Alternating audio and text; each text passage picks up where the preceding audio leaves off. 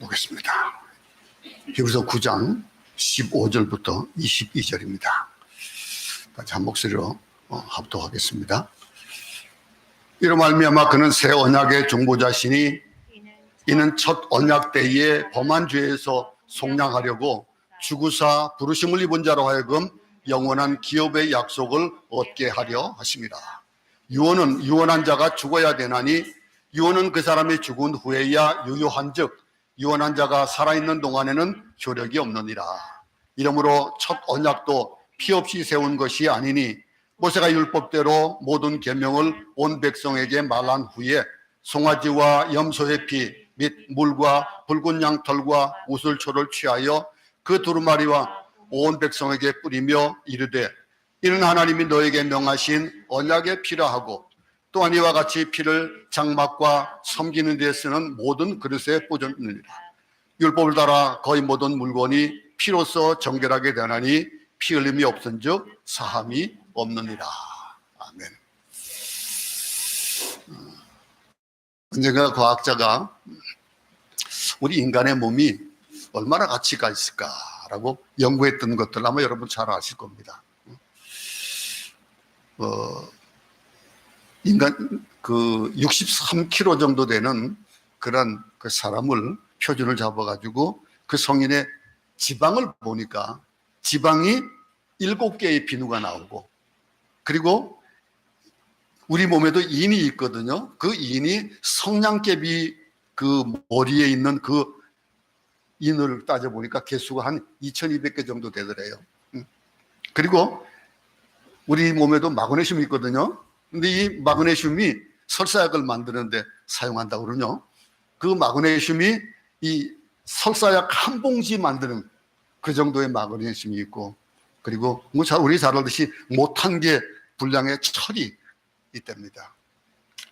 연필 2000자루의 탄소 그리고 1.8리터의 물 20개 정도에 되는 수분 뭐 이런 걸 다 해봐도 가치가 얼마나 되겠습니까? 이 가치를 따져서 그 당시에 한 30년 전에 그 연구가 나왔으니까 그 당시에 한 2만 원 정도의 값어치가 있다고 그렇게 했었습니다. 근데 조선시대 때 그 청조 그 도관이라는 그런 관청이 있는데 그 조선 태조에게 올렸던 그런 노비에 대한 그런 상소가 올라간 적이 있었는데 그 노비가 우리 이제 그 뭐라고 합니까? 오승포라고 그러죠. 무명 옷감. 그게 150필 정도 되면은 그게 우리 노비들의 값어치래요. 근데 그 당시에 말 한 필의 가격이 오승포로 따져보면은 400에서 500필을 가져야 말 한 마리를 샀대요. 그러면은 말보다도 못한 거예요. 그 당시에 이제 목축을, 뭐니까 이제 우리가 가축을 중히 여기는 그런 때니까 뭐 그랬었습니다. 근데 나중에는 이제 인간의 값도, 노비 값도 좀 올라가긴 했어요. 근데 400필에서 500필 정도로 바뀌었지만은 그래도 10분의 1 가격 정도의 노비가 팔렸답니다. 그 정도 가치예요. 그런가 하면은 이런 노비 같은 그런 가치가 아닌 가치가 아주 높은 사람이 있었어요. 1193년에 십자군 전쟁에 나갔던 그런 그 영국의 리차드 1세가 오스트리아에 잡혔습니다.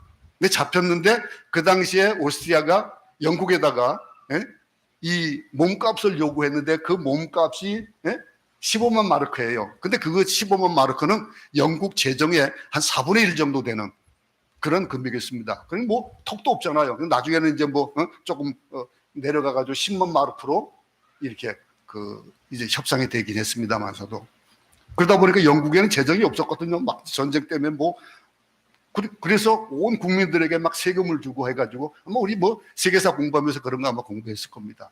그런 일이 있었고 그런가 하면은 그 압돌라라는 그런 그 아랍의 왕자의 난 때문에 잡혀갔던 일이 있었어요. 근데 그 양반이 물려나는 몸값은 한 1조 8천억 정도 되는 그런 금액, 한 10억 달러 정도 된다고 그러더라고요. 그렇게 풀려났어요. 근데 그런가 하면은 의약품을 만드는 사람들, 제약회사에서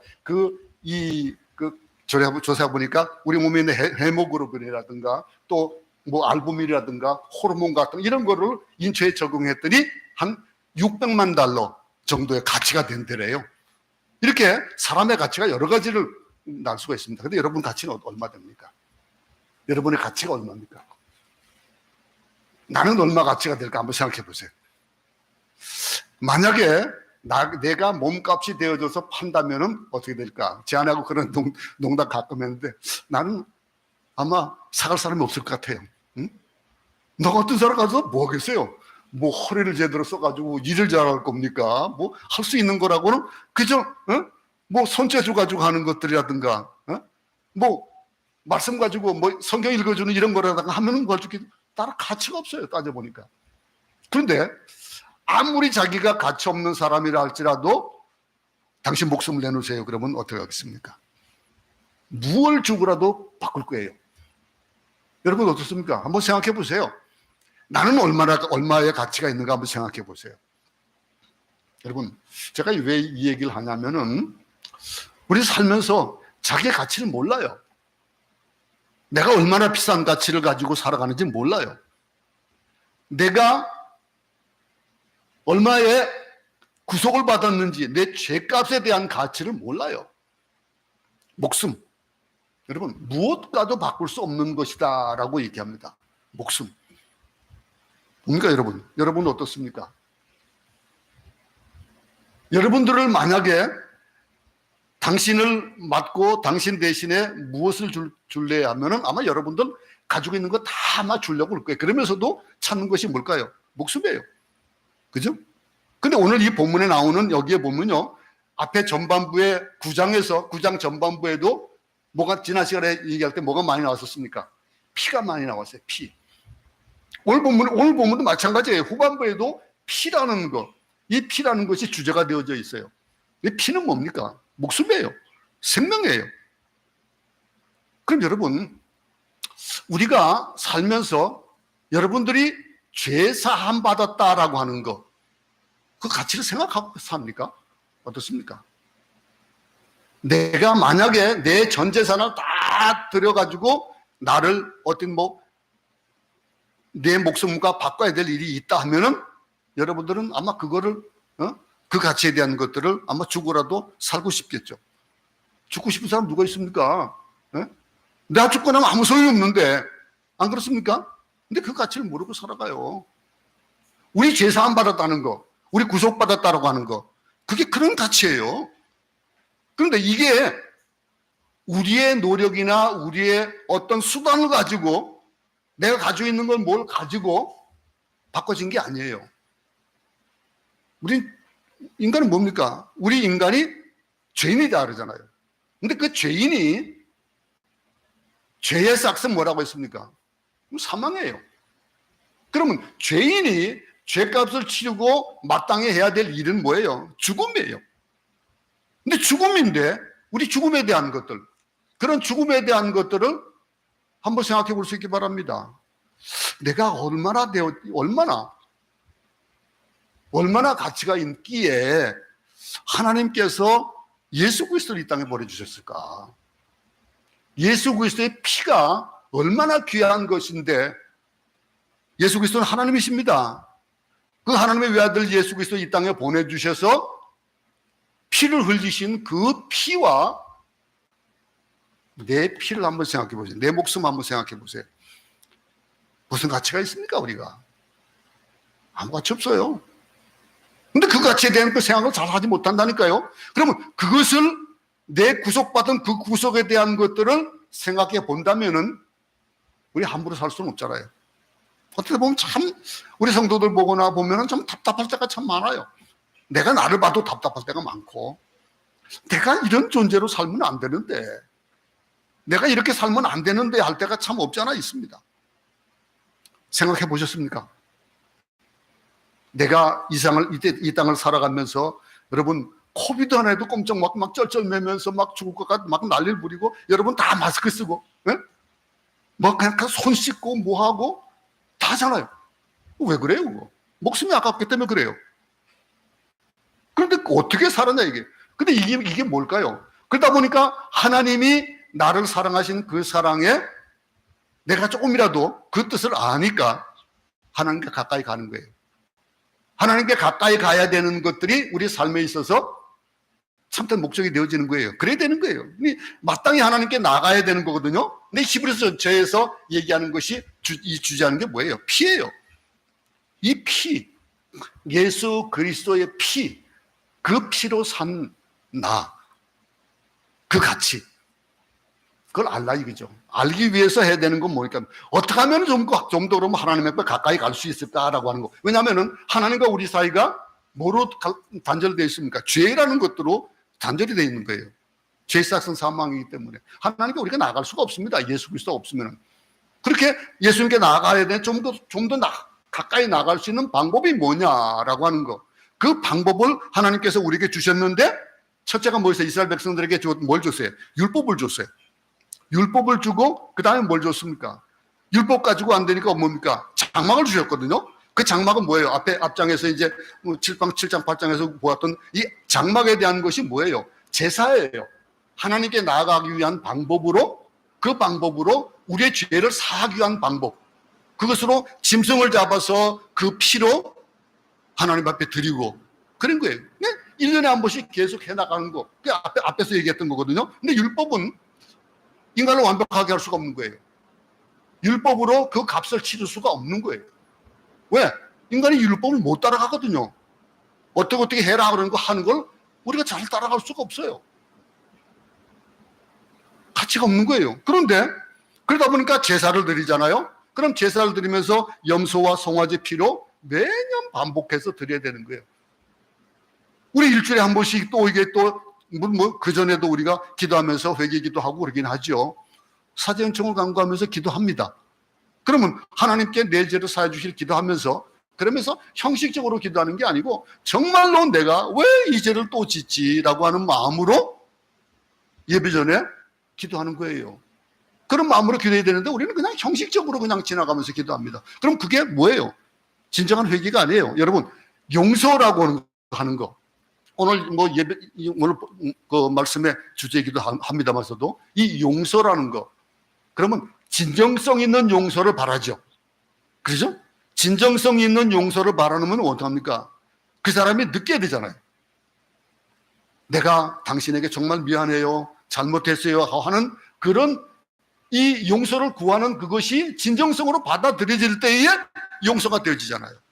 난 널 용서했어. 그러면서도 또 돌아가면은 네가 나한테 잘못한 게 있잖아 라고 하는 생각하면 그거는 죄를 용서한 게 아니잖아요. 이 용서에 대한 것도 마찬가지입니다. 그러니까 히브리서에 말하고 있는 거는 이렇게 율법을 통하든지 제사를 통하든지 해도 완벽할 수가 없다는 거죠. 하나님 앞에 나갈 수 있는 길, 그거를 이게 우리가 하나님께 더 가까이 더 나갈 수 있는 길을 또 한 가지를 이제 제시해 주신 거예요. 그 세 번째 제시예요. 그게 바로 누굽니까? 예수 그리스도예요. 완전한 제사, 완전하게 드려짐, 하나님께 가까이 나갈 수 있는 완벽한 방법이 예수 그리스도다. 오늘 본문이 얘기하고 있는 게 그거예요. 이 예수 그리스도.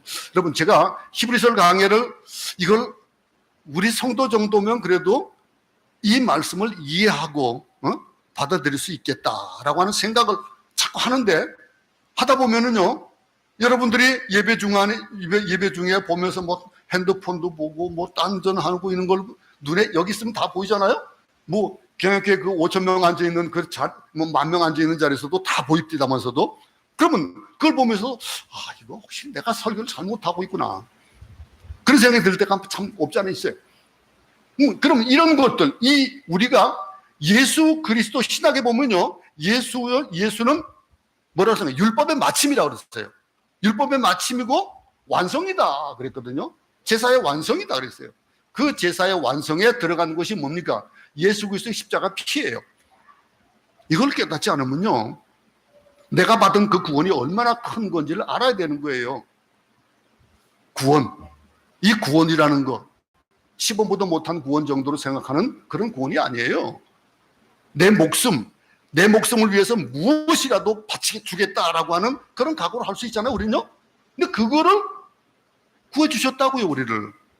죽을 수밖에 없는 자리에서. 이게 예수 그리스도가 이 성막 제도를 완성시키신 분이 예수 그리스도고 율법을 완성시키고 그런 그분에 대한 것, 그게 이 구장에서 계속 반복해서 얘기하고 있는 거예요.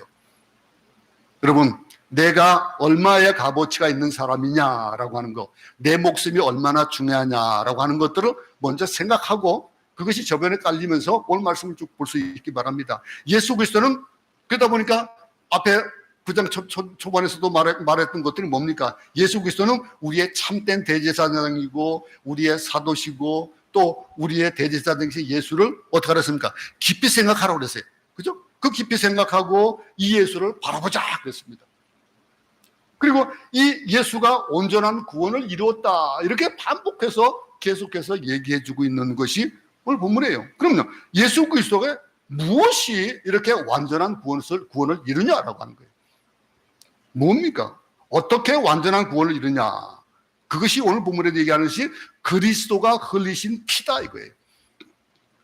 그리스도가 흘리신, 그리스도의 무엇 때문에 이게 완전하고 완벽하고 그런 거냐라고 하는 것은 예수 그리스도의 피다 얘기하고 있는 거예요. 그럼 이 피의 제사로 제사가 완전하게 되었고, 이 동물이 드리는 그런 제사로 끝날 것이 아니라, 매년 드리는 것이 아니라 단번에 드려진 예수님의 그 피, 그것이 우리 구원의 완성이다라고 하는 거예요. 이 구원에 대한 확신을 이렇게 가져야 되는 거예요. 이 구원에 대한 거, 주님이 자기 피로 영원한 속죄를 단번에 주셔서 우리는 양심의 자유를 누렸고, 지난 시간에 얘기했듯이 우리가 그렇기 때문에 내가 살아있는 그 목적에 대한 거, 사는 것에 대한 그런 감사, 그것이 있으니까 봉사를 하는 거예요. 봉사를 하고 그러면서 우리가 살아가면서 정말로 주님께서 나를 구원해 주신 그 구원에 감격하는 삶을 산다면은 무슨 봉사를 한 듯 아깝겠습니까? 무엇을 하나님께 드린 들 아깝겠습니까? 여러분, 그 피, 근데 그거는 그 피의 능력이 뭐냐 이거예요. 그 피의 능력. 그래서 첫 번째 해답을 세 가지로 강조하는 거예요. 그 첫 번째 강조가 15절 상반절입니다. 이로 말미암아 그는 새 언약의 중보자시니, 중보자라고 하는 것. 하나님과 우리 사이가 갈라진 것, 그 갈라진 것을 함께 해줄 수 있는 것, 그 중보자. 예수 그리스도의 피의 첫 번째 능력이 인간과 하나님의 그 관계를 이어주는 그 중보자, 그 중보가 있다는 거예요. 그게 이 그리스도의 피의 능력이다라고 하는 거예요. 거룩하신 하나님과 죄에 빠진 인간은 결코 만날 수 있는 관계가 아닙니다. 만날 수 없습니다. 죄가 없어야 하나님을 만나는 거예요. 그 피로 인해서 그리스도가 중보자가 되심으로 말미암아 우리가 하나님을 뭐라고 부릅니까? 아바, 아버지라고 부르는 거예요. 가까이 할 수 없는 분인데, 근데 아바, 아버지, 하나님의 자녀가 되었고 우리에게 천국이 소유할 수, 우리가 천국을 소유하고, 아들이 있는 자에게는 영고 아들이 없는 자에게는 뭐라고 했습니까? 영생이 없다고 그랬잖아요. 그러니까 우리에게 아들이 있다라고 하는 거, 우리에게 영생이 있다는 거예요. 우리가 예수 그리스도를 통해서 하나님의 자녀가 되었다. 이게 바로 예수 그리스도께서 그 피로 우리를 중보해 주시는, 하나님과 우리 사이를 중보하시는 그 중보자가 되어진 거예요. 그 두 번째가 15절 중반절입니다. 이는 첫 언약 때의 범한 죄에서 속량하려고 죽으사 그랬습니다. 언약 때에, 첫 언약 때에 그런 죄에서 속량하시고, 속량하는 방법에 대한 얘기가 뭐예요? 속량, 값어치를 갚았다는 그 값어치가 무엇으로? 죽어서예요. 신이 없애주셨다. 실은 우리에게 놀라운 말씀입니다. 이 말씀. 왜냐하면 사람들은 누구나 실패, 좌절 이런 경험을 가지고 살아요. 여러분 가운데서 실패하고 좌절했던 기억이 없는 사람이 누가 있을까요? 막 승리만 하고 아주 막 맨날 승리하는 그런 삶을 살았습니까? 살다 보면 참 정말 굴곡이 있잖아요. 파장이 있잖아요. 근데 그런 걸 경험해 본 사람이니까 사람마다 회상하고 싶지 않은 그런 과거가 있을 겁니다. 누구나 다 있을 거예요. 아마 회상하기 싫은 그런 일들을 누가 떠올리면 아마 죽기보다 싫을 수도 있는 거예요. 너무 부끄럽고 치욕스럽기 때문에 좀처럼 노출하려고 하지 않는 그런 일들, 그 기억하려고도 하지 않는 일들 아마 있을 거예요. 예수님 앞에 그 문제를 내놓기보다는 내면 세계 속에 꽁꽁 감춰두고 있는 그런 죄악들 아직도 있을 수 있다는 거예요. 우리가 가지고 있는 죄악들. 예수님 앞에 그 문제를 내놓고 기도하기에는 너무 부끄럽고 그런 것들, 그것까지도 내어놔야 되는 거예요. 그러다 그걸 내놓지 못하니까 우리는 얼굴에는 그늘이 있는 거예요. 수심이 있고 일희일비하고 금방 기뻤다가 금방 또 슬퍼하고 어떤 일들을 볼 때마다 마음에 깊은 상처가 있고 그러다 보니까 열등의식이 있는 거예요. 그런 열등의식을 가지고 살아간다라고 하는. 과거에 뭐 부모 자녀의 관계라든가 형제 관계라든가 친구 관계, 이 여러 관계에서 본의 아닌 그런 생각하기 힘든 그런 일들이 있을 수 있다는 거예요. 치료받기조차도 힘든 그런 일이 있을 수 있다 이거예요. 겉은 멀쩡하지만은 속은 썩을 대로 썩어 있는 그런 정말 상처투성인데도 누구에게 얘기할 수 없는 것. 예수님이 이미 그 문제를 알고 계시고 이 보혈의 능력으로 우리의 숨은 죄, 그 과거의 죄를 깨끗이 씻어줄 수 있다라고 성경은 말하고 있는 겁니다.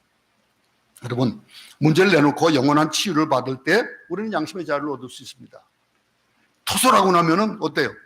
얼마나 가뿐합니까? 여러분들 배멀미 해보죠? 배멀미 하고 나면은 가장 좋은 방법이 뭐예요? 토하는 거예요. 그죠? 속을 비우고 나면은 괜찮아지는 그런 일들. 우리 죄악도 마찬가지입니다. 사람 앞에 그것을 고백할 수 없을지라도 하나님 앞에서 그 죄를 고백할 수 있는 것이 뭐냐면 그게 보혈의 피예요. 그 보혈의 피로 우리의 모든 죄가 사해졌다. 그러면 내가 그 피를 사함을 받았다라고 한다면은 우리는 얼마나 시원할까요? 근데 그 시원함을 여러분 원하십니까? 원치 않습니까? 그러면 어떻게 될까요? 그 일을 위해서는 우리가 예수님의 그 피의 능력을 우리는 의지하고 토설해야 되는 거예요. 마지막 한 가지 또 이 보혈의 그 피의 능력은요, 우리 앞길에 소망을 열어주신다는 거예요. 우리 앞길에 새로운 길도 열어주시는 거예요. 이게 15절 하반절입니다. 부르심을 입은 자로 하여금 영원한 기업의 약속을 얻게 하려 하심이라 그랬습니다. 부르심을 입었다라고 하는 거. 예수 그리스도의 보혈은요, 영원한 기업의 약속이에요. 이 보혈이 그만큼 중하고 그 보혈에 대한 것들 우리는 생각해 볼 때 이 피가 우리의 과거의 죄를 속해줄 뿐 아니라 현재나 또 미래도 책임져 주신다는 거예요. 이 소망의 사람, 이 사람 길것에 얼마나 살까요? 제가 이제 70이 됐어요. 그죠? 한국 나이로 70이에요. 그럼 내년 되면은 만 70이 되어지고 그러면 앞으로 내가 얼마나 살까요? 요즘 뭐 100세 산다 하는데 많이 살아봐야 10년, 15년 뭐 그러면 만약에 15년, 20년 산다 칩시다. 그러면 70에 20년 더 살아면 90이에요. 살 수 있겠어요? 못 살아요. 산다 하더라도 그게 산 사람입니까? 그게 거동도 불편해가지고 이러고 다닐 거 아니겠어요? 그런 거 상상해 보세요. 어떨 때 보면요, 참 지금이 감사한 거예요. 요즘 제가 대퇴골에 앉아가지고 막 찔뚝거리기도 하고 그럽니다. 그러면은 이런 걸 하면서도 어떤 소망 없는 인간이다라고 생각할 수밖에 없어요. 아무리 잘 생각해도 우리 미래가 밝을 수가 없어요. 우리 미래는 어두울 수밖에 없어요. 요즘 젊은이들이 이 미래를 생각하지 못하고 그러다 보니까 영혼까지 끌어가지고 무슨 뭐 투자한다, 영끌 투자 뭐 이런 얘기를 하잖아요. 그게 뭐예요? 미래가 보이지 않기 때문에 그런 거예요. 그런데 오늘 본문에서 뭐라 했습니까? 영원한 기업의 약속을 얻게 하신다. 그게 보혈의 피라는 거예요. 이 피에 대한 얘기. 우리 하나님이 주시는 미래는요, 이 세상뿐 아니라 죽음 이후 영원까지도 의미하는 거예요. 얼마나 놀라운 미래와 기업을 우리에게 보증해 주셨습니까? 성경 한 구절 보겠습니다. 베드로전서 1장 4절, 1장 1절부터 4절입니다. 다시 한번 합독하겠습니다. 시작. 우리 주 예수 그리스도의 아버지 하나님을 찬송하리로다. 그의 많으신 긍휼대로 예수 그리스도를 죽은 자 가운데서 부활하게 하심으로 말미암아 우리를 거듭나게 하사 산 소망이 있게 하시며 썩지 않고 더럽지 않고 쇠하지 아니하는 유업을 잊게 하시나니 곧 너희를 위하여 하늘에 간직하신 것이라. 이게 피의 능력이에요. 이게 피의 능력이에요. 예수 그리스도의 보혈의 능력은 우리가 영원한 기업을 받는데 결정적인 역할을 하는 겁니다. 그런 까닭에 피의 속죄를 받은 성도는 뭐예요? 영원한 미래가 있는 거예요. 저는 이 미래가 이제는 앞으로 뭐 10년, 아무리 뭐 길어봐야 20년 해도 미래가 얼마나 좋겠어요. 근데 그 미래가 어디에 나타나는 거예요? 내 자녀들에게, 내 손주들에게 계속 이어지는 걸 믿고 있는 거예요, 저는요. 그래서 내 생을, 지금 제가 30대 후반에 이 땅에 와가지고 지금 이렇게 많은 세월을 이곳에서 보냈습니다. 그러면 지금 말로 하면, 세상 말로 하면 청춘을 이곳에 바친 거예요. 그럼 바친 가치가 뭐냐 이거죠. 저 이제 은퇴하고 나면은 갈 것도 없어요. 가진 것도 없어요. 뭘 가지고 뭐 어떻게 살아갑니까? 모르겠습니다. 뭐 제 아들이 뭐 사업 잘해가지고 무슨 뭐 용돈을 많이 줄지, 내가 뭐 품위 유지하고 살아가게 가려할지 그건 모르겠습니다. 근데 여러분, 이 보혈의 피, 이 능력은요, 내 미래를 책임져 주신다는 거예요.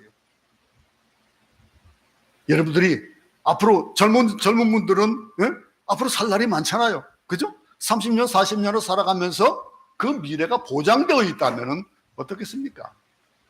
얼마나 힘차게 살아갈 수 있겠어요? 아무리 환경이 어려워도 이 피의 속죄로 영원한 기업을 보증받고 영원한 미래를 약속받은 사람은요, 현재의 고난이 어떻겠습니까? 슬프겠습니까? 그 고난이라도 슬프지 않은 거예요. 쓰러졌다가도 일어날 수 있는 거예요. 현재 아픔이 아닙니다. 그것은 영원한 미래의 영광과 비교해 볼 때에 아무것도 아니다라고 하는 것. 영광과 좋게 비교할 수 없다 그랬잖아요.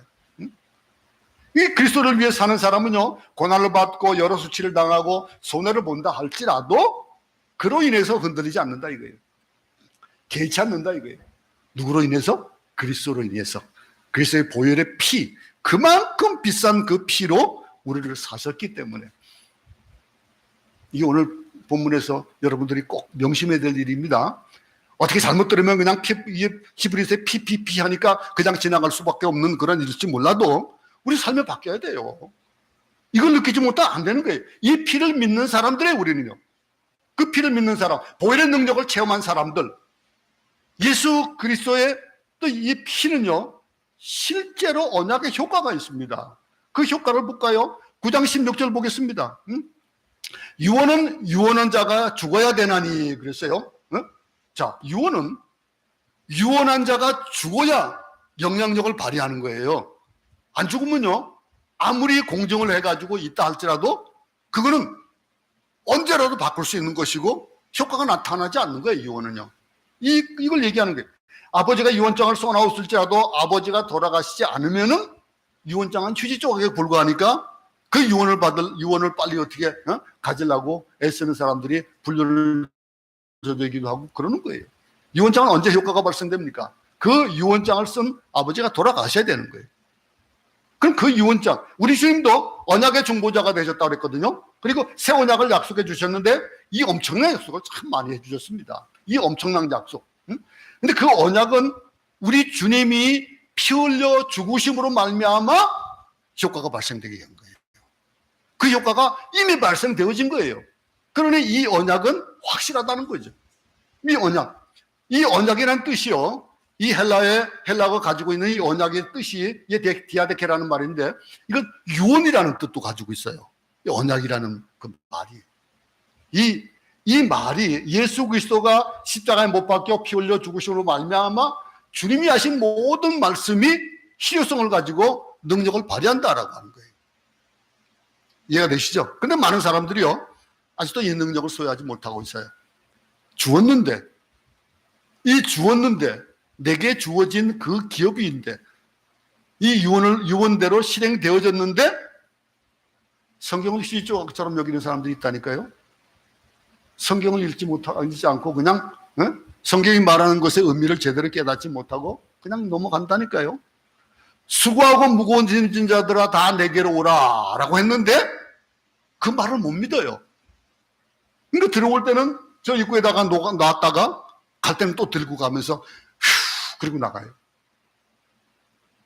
실제로 우리 주님이 기도에 응답해 주시고 모든 병들을 고쳐주시고 구원의 역사를 일으켜 주셨는데 성경에 여러 군절이 있습니다. 베드로전서 1장에서는 보혈이 우리를 구속했다 그랬습니다. 그런가 하면 에베소 2장에서는 우리가 이 보혈 때문에 서로 가까워졌다 그랬습니다. 그리고 골로새서에서는 죄에서 해방되었다 그렇게 얘기를 했고, 로마서 5장 9절은 의롭다고 그랬고, 요한일서 1장에서는 이 보혈 때문에 모든 죄에서 깨끗하게 되어진다. 이 보혈의 능력에 대한 얘기가 참 많습니다. 그래서 히브리서 13장에서는 거룩을 얘기하고 있고, 요한계시록 12장 11절에서 승리를 얘기하고, 마태복음 26장에서는 용서를 말씀하고 있습니다. 이 모든 것들이 어디에서 오는 거예요? 예수 그리스도의 보혈의 피에서 오는 거예요. 이 피. 이 모든 것들이 실제로 효과적으로 나타나는 거예요. 저는 그 기도의 능력을 잘 압니다. 하나님이 참 제 기도 참 잘 들어주세요. 제가 뭘 기도하면요, 참 즉시 이렇게 들어주시는 것들 참 많이 체험을 해요. 그 체험하는 것들 여러분들도 아마 체험할 겁니다.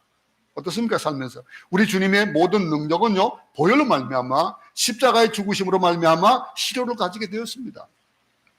오늘 본문 17절을 보겠습니다. 다 같이 읽습니다. 시작. 유언은 그 사람이 죽은 후에야 유효한즉 유언한 자가 살아있는 동안에는 효력이 없느니라. 죄사함의 능력, 보혈의 능력, 이것이 22절에서도 또 얘기를 하고 있어요. 뭐라고 얘기했습니까?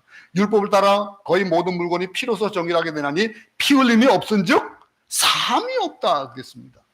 첫 언약도 비록 동물의 피였지만은 그런 피의 제사를 통해 이루어졌는데, 18절에서는 이러므로 첫 언약도 피 없이 세운 것이 아니니, 19절에 보면은 읽어볼까요? 시작. 모세가 율법대로 모든 계명을 온 백성에게 말한 후에 송아지와 염소의 피 및 물과 붉은 양털과 우슬치를 취하여 그 두루마리에 온 백성에게 뿌리며. 이 뿌린 것들, 이게 뭡니까? 이게 피예요. 이 피를 그냥 뿌렸다라고 하는 그 의미가 있는 것이 아니라 그 피가 무슨 피냐라고 하는 거예요. 이 피. 구약에 나타나는 피의 역사입니다. 21절 보세요. 또한 이같이 피를 장막과 섬기는 일에 쓰는 모든 그릇에 뿌렸느니라. 모든 그릇에 뿌렸다. 피 흘림이 없은즉 사함이 없다. 이 말이요. 얼마나. 또 다시 레위기 17장 보겠습니다. 17장 11절에 이 유대가 나오는 그 구절인데, 육체의 생명은 피에 있습니다. 내가 이 피를 너에게 주어 제단에 뿌려 너희의 생명을 위하여 속죄하게 하였나니 생명이 피에 있으므로 피가 죄를 속하느니라 그랬습니다. 그래서 구약에서는 피를 먹지 않습니다. 요즘도 여러분 피가 좋다고 그러지만은요, 피를 먹으면, 그래서 선지를 참 제가 선지를 좋아하거든요. 근데 이 본문을 보고 나서부터는 선지를 제가 안 먹어요. 어떻게든지 안 먹으려고 노력을 해요. 참 선지가 참 맛있고 좋은데, 근데 이 피, 사슴피를 먹는 사람도 있고 그래요. 신약 성경에서도 사슴피를 먹는 것도 있습니다. 역시 피를 먹는 것은 꺼리는데, 피를 흘린다는 건 뭐예요? 누군가 무엇인가 죽었다는 얘기예요. 죽었다라고 하는 것. 이 피를 흘림으로 말미암아 죄가 속죄함을 받았다라고 하는 이 피의 개념, 다시 한번 생각해 볼 수 있기 바랍니다. 성경에서 말하는 걸 들어보세요. 이 세상에서 가장 행복한 사람이 누굴까요? 행복한 사람이 누굴까요? 성경 한번 찾아보세요. 시편 30편 1절 한번 읽어보겠습니다. 시작. 허물의 사함을 받고 자신의 죄가 가려진 자는 복이 있도다. 어떤 사람이 복이 있다고요? 허물의 사함을 받고 자신의 죄가 가려진다. 여기 가려진다라고 하는 거. 가려짐은 뭐예요? 가려지는 거는 아직 있다는 거예요. 그죠? 있다는 건데, 근데 이 가려졌다는 말, 우리 인간의 가장 근본적이고 본질적인 문제의 해답은 죄에서 벗어나는 거거든요. 죄에서 벗어나는. 인간의 죄 문제를 해결해야만 모든 것이 의미가 있는데, 죄 문제를 해결하지 않으면은 모든 것이 주어진다 할지라도 어떻게 됩니까? 아무 의미가 없습니다. 여러분, 인간의 본질적인 문제, 하나님 앞에서 죄의 문제, 이 죄를 씻어야만, 이 피를 흘려야만 되는 것인데, 구약에서 용서라는 단어, 용서가 세 가지의 뜻으로 쓰여집니다. 그 용서, 첫 번째는 덮는다라고 하는 뜻으로 쓰여져요. 용서, 죄가 덮여지는 거예요. 또 치운다라는 말, 또 멀리 보낸다라고 하는 말로 이 용서라는 말이 쓰여집니다. 그럼 여러분, 우리 주님의 보혈이 죄를 덮어주고 치워주며 멀리 보내버린다라고 하는 거예요. 그 용서함 받은 거, 이게 보혈의 능력이거든요. 그러면은 이 보혈이, 성경은 주님이 우리 모든 죄를 기억도 안 하고 멀리 치우셨다, 그렇게 얘기하고, 미가서에서는요, 우리 죄를 발로 밟고 깊은 바다 속에 던져버리겠다 그랬습니다. 에레미야 50장에서는 우리 죄를 우리가 찾을지라도 발견하지 못하도록 하나님이 치워버리신다 그랬습니다. 이 말은 우리 주님의 보혈이 하나님과 인간 사이에 있는 무섭고 엄청난 죄를 근본적으로 치워주신다는 거예요. 그 치워주시는, 멀리 보내버리면서 용서해 주셨다는 이 의미, 우리가 구원받은 그 구원에 대한, 그 용서에 대한 개념. 근데 이거를 반대로 한번 생각해 보세요. 용서에는 뭐가 있어요? 피해 대가가 있었던 거예요. 그 용서함을 받는다라고 하는 거. 죄는 누가 용서할 수 있습니까? 죄를 살 수 있는 거. 죄는 하나님만이 용서해 줄 수 있거든요. 그럼 여러분, 예를 들면 어떤 사람이 내 재산의 일부를 도적질했다고 생각합시다. 내 재산의 일부를 도적질했는데 그때 그 사람을 용서해 줄 수 있는 게 누구예요? 나예요. 내 재산이니까. 내 재산을 도적질해 갔지만은 내가 용서해 줄 수 있는 거예요. 그렇죠? 그건데 그 사람이 내 재산을 피해 줬기 때문에, 그런데 만약 그 사람이 그것을 국법을 어겼다고 합시다. 국법을 어겼으면은 그때는 내가 용서해 주고 말고는 할 수가 없는 거예요.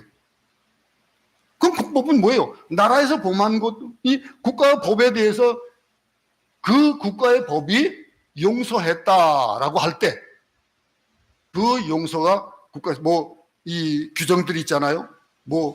판사가 몇 년형을 구형을 하고, 그러면은 그 재판을 받는 곳에서, 아니면 어떤 사람은 벌금 얼마를 내고, 그럼 그것이 사해지는 거예요. 일사부재리 원칙이 있잖아요. 한 번 이 죄를 치는 것을 갚고 나면은 다시 그거에서는 물 수가 없어요.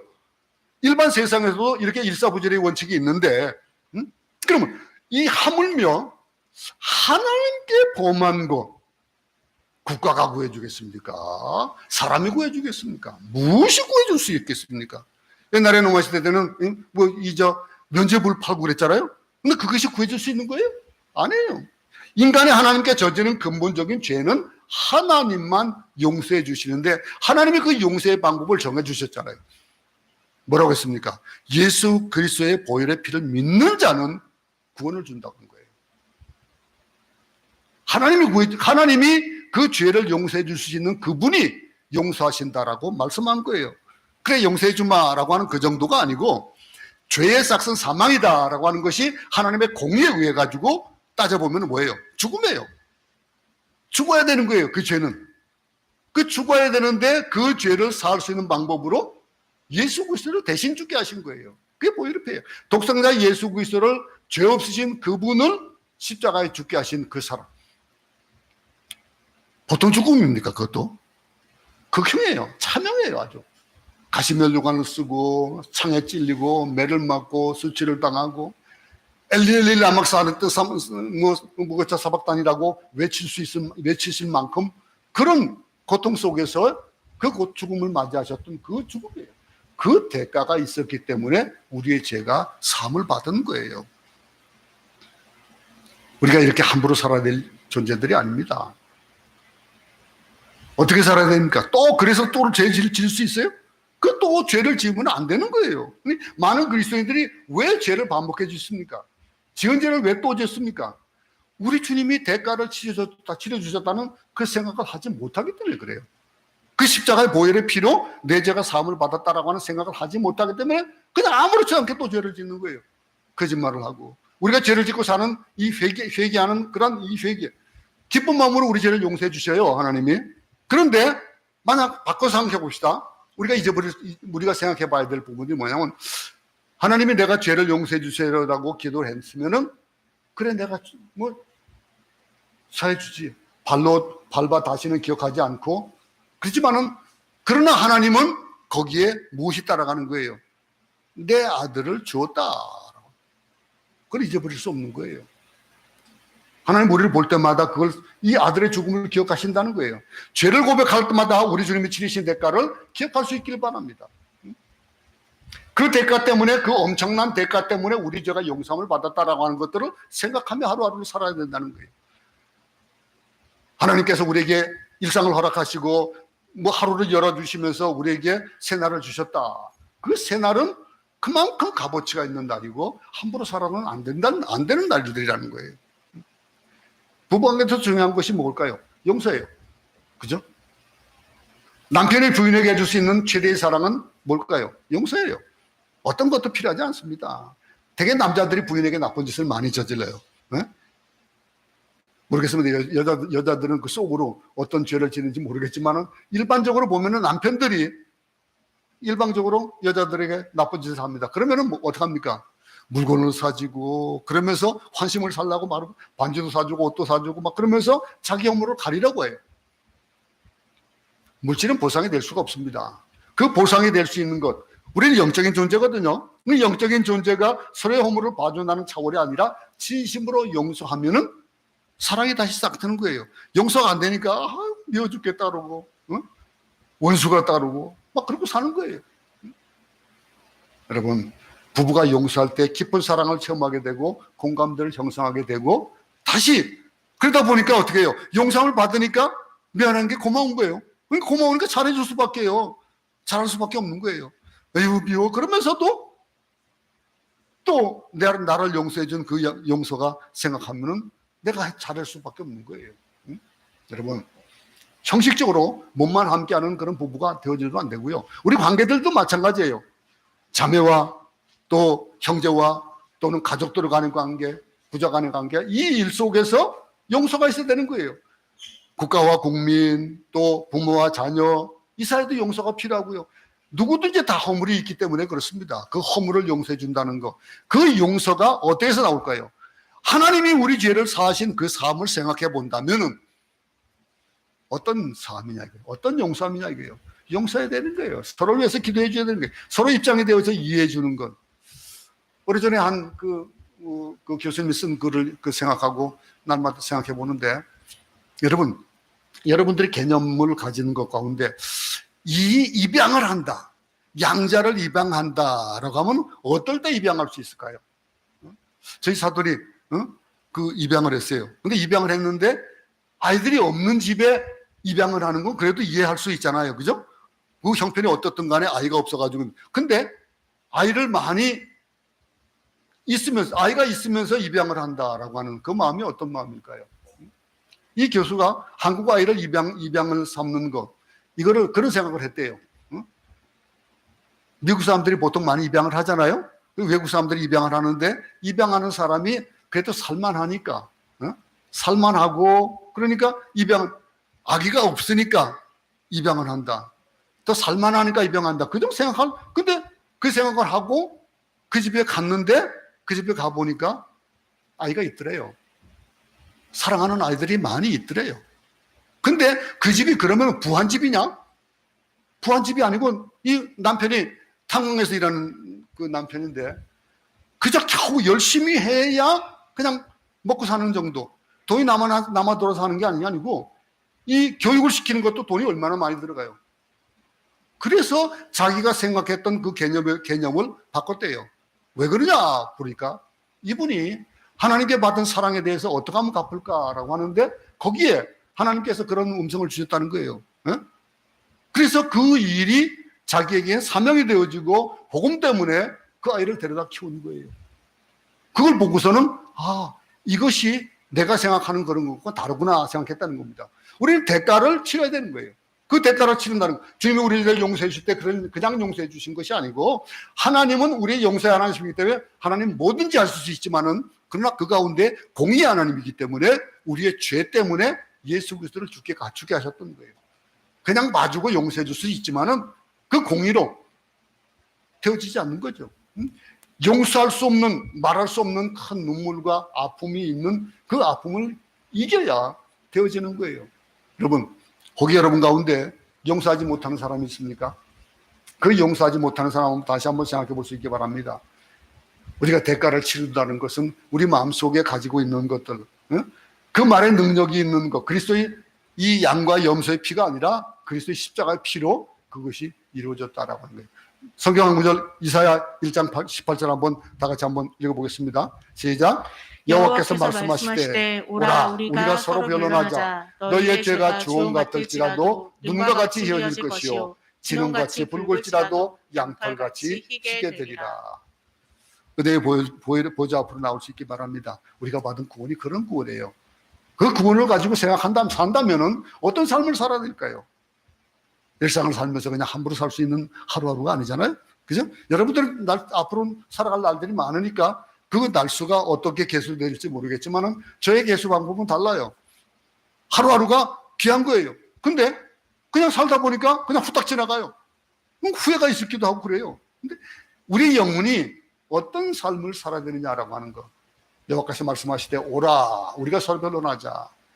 너희의 죄가 주홍 같을지라도 눈과 같이 휘어질 것이요 진홍같이 붉을지라도 양털같이 희게 될 것이다. 이런 말씀을 하셨잖아요.